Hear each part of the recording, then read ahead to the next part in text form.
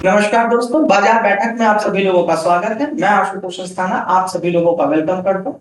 आज जो आप लोग हमने देखे सेबी का जो अपडेट है वो एक स्टॉक और दो रूल्स के खिलाफ। एक स्टॉक है और वह दो रूल के साथ बटा हुआ है। अब यह खेल खत्म हो जाएगा। सेबी का एक बड़ा बदलाव आ गया है। क्या आपने कभी सोचा है कि एक ही कंपनी का शेयर है, एक ही समय पर नेशनल स्टॉक एक्सचेंज पर तेजी से भाग रहा है, और वहीं अगर आप देखिए तो बॉम्बे स्टॉक एक्सचेंज पर उसमें अपर सर्किट लगा हुआ है, वो अपर सर्किट पर फंसा हुआ है। ये कैसे संभव है? हाँ, ये किस तरह संभव है?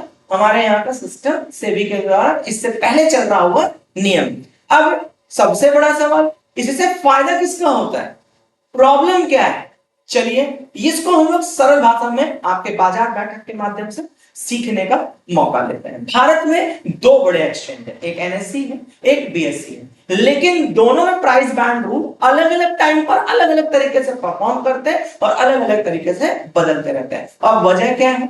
फ्यूचर ऑप्शंस में शामिल होने का जो टाइम है वो अलग है, और एक्सचेंज पर जो एफएनओ अपडेट आता है एनएससी वेडनेसडे को और बीएससी जो है वो फ्राइडे को। अब यहीं से शुरू हो जाता है प्राइस मिसमैच का गेम। अब इसे थोड़ा सा रियल एग्जांपल से समझ लेते हैं, क्योंकि आप लोग बाजार बैठक में हैं जहां पर कोई भी न्यूज आप लोगों को सही समय पर सटीक और सरल भाषा में समझाने के लिए मैं और मेरी टीम कटिबद्ध है और वचनबद्ध है। मान लो कि एबीसी लिमिटेड नाम का एक स्टॉक है। आज इसका दिन वेडनेसडे तय करते हैं। एनएससी में एबीसी का जो स्टॉक है वो एफएनओ में आ गया, उसका एक डायनामिक प्राइस बैंड चलने लग गया, और अभी बीएससी में ये आया ही नहीं है। अब रिजल्ट क्या है कि एनएससी में स्टॉक 25 से 30% तक मूव कर गया और बीएससी में 20% पे जाकर रुक गया, क्योंकि दोनों का डेट अपडेट अलग अलग है। मतलब एक जगह खेल हो गया और दूसरी जगह गेम ओवर हो गया। डायनामिक प्राइस बैंड काम कैसे करता है ये बात जानना बहुत जरूरी है। ये कोई सिंपल लिमिट नहीं है, ये स्टेप बाय स्टेप खुलता है। जैसे 10% मूव किया पॉज हो गया, 50% मूव किया पॉज हो गया, 20% मूव किया पॉज हो गया। स्ट्रॉन्ग मोमेंटम 30% पर भी पॉसिबल है, राइट? जबकि फिक्स्ड बैंड की बात करें तो 20% पर ट्रेडिंग है। सेबी को इसमें दिक्कत क्या दिखी आखिर?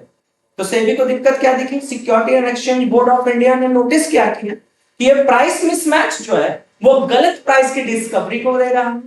ये जो आर्बिट्रेज है, जो लोग गैप से प्रॉफिट कमा लेते हैं, उस पर इनकी पहली नजर पड़ी।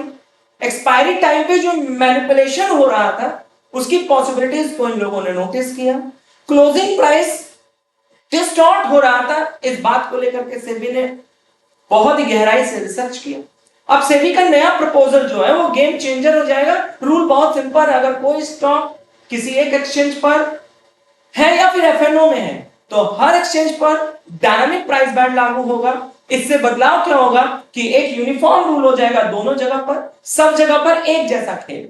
अब एनएससी और बीएससी में कोई फर्क नहीं रहेगा। बेटर प्राइस की डिस्कवरी हो जाएगी। स्टॉक को सही समय पर सही कीमत पर आप जज कर पाएंगे, देख पाएंगे, और सही कीमत आने पर ही आप उसमें कोई डिसीजन ले पाएंगे। और आपको रियल टाइम पर दोनों प्लेटफॉर्म पर स्टॉक की सही कीमत सामने दिखेगी।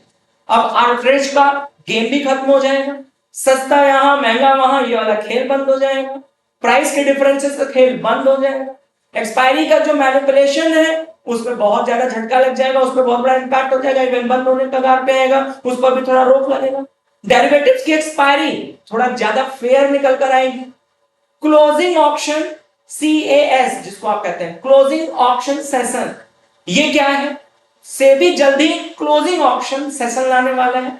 इसका मतलब मार्केट बंद होने से पहले एक छोटा सा ऑप्शन होगा जिससे क्लोजिंग प्राइस डिसाइड होगा कि भैया फाइनली क्लोजिंग प्राइस क्या होनी चाहिए। अब प्रॉब्लम क्या है, अगर दोनों एक्सचेंज पर रूल अलग अलग होंगे तो, जो कि अब तक आप फेस ही कर रहे हैं, क्लोजिंग प्राइस गलत हो सकती है पहली बात, क्योंकि दोनों जगह डिफरेंस है। इसलिए यूनिफॉर्म प्राइस बैंड बहुत जरूरी है। यह सेबी का एक बहुत बेहतर पहल है। फाइनल इनसाइट्स की बात करें तो इन्वेस्टर्स के लिए बहुत अच्छा है, शॉर्ट टर्म ट्रेडिंग के लिए बहुत अच्छा है, आर्बिट्रेज के मौके कम होंगे, लॉन्ग टर्म इन्वेस्टर्स के लिए मार्केट ज्यादा ट्रांसपेरेंट होगा, फेक वॉलेटिलिटी पर बहुत बड़ा असर पड़ेगा, वो भी कम होगा। अगर हम इसे समराइज कर देते हैं तो अब मार्केट में एक स्टॉक एक रूल होगा।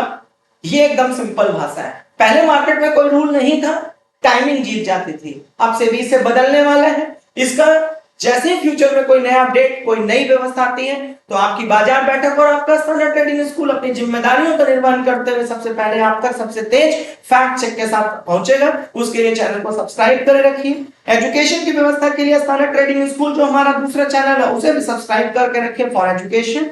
साथ ही साथ हम डेली शाम 7 बजे स्टैंडर्ड ट्रेडिंग स्कूल में लाइव उपस्थित होते हैं, वहां आप अपने क्वेश्चन आंसर सेशन रख सकते हैं। हमारा टेलीग्राम चैनल नीचे है, इसको जरूर ज्वाइन कर लीजिए और संस्था का परिवार का हिस्सा बने रहिए। तब तक के लिए थैंक यू, धन्यवाद, शुक्रिया।